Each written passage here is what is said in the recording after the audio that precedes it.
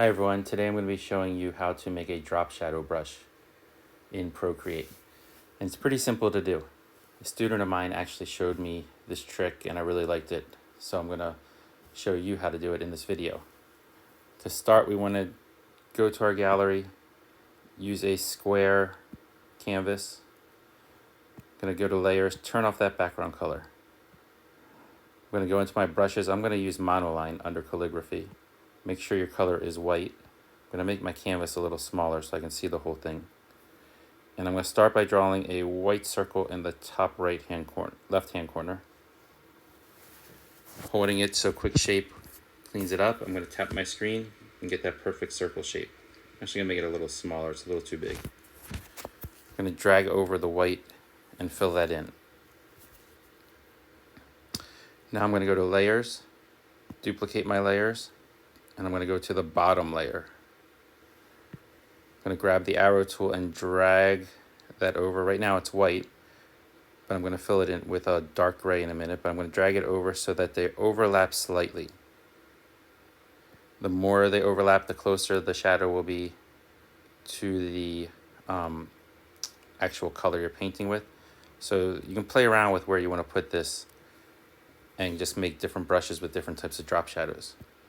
I'm going to get a dark gray, not black, but a dark gray. If you do black, the shadow will not work.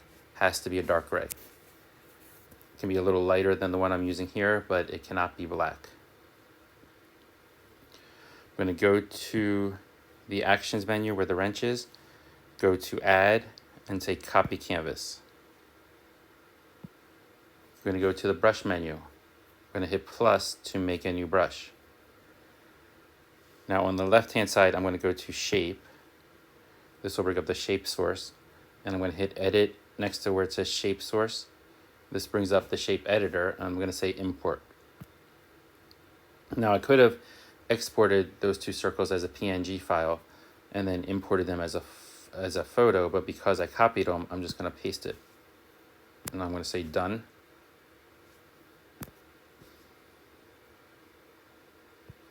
And you can see there's a slight shadow there on this brush right now. I'm going to say done here. I'm going to just get a new document. I'm going to pick a color. And now when I draw, if you look closely, if I zoom in, you'll see there's a little drop shadow right there.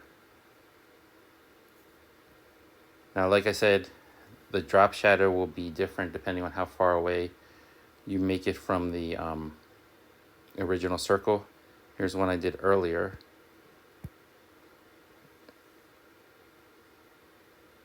And this was done a lot further away from that original dark circle. So you can see the difference in the way they work. You can change colors. And also, depending on where you put that shadow circle in your brush will determine whether it's on the top or the bottom as you draw with it.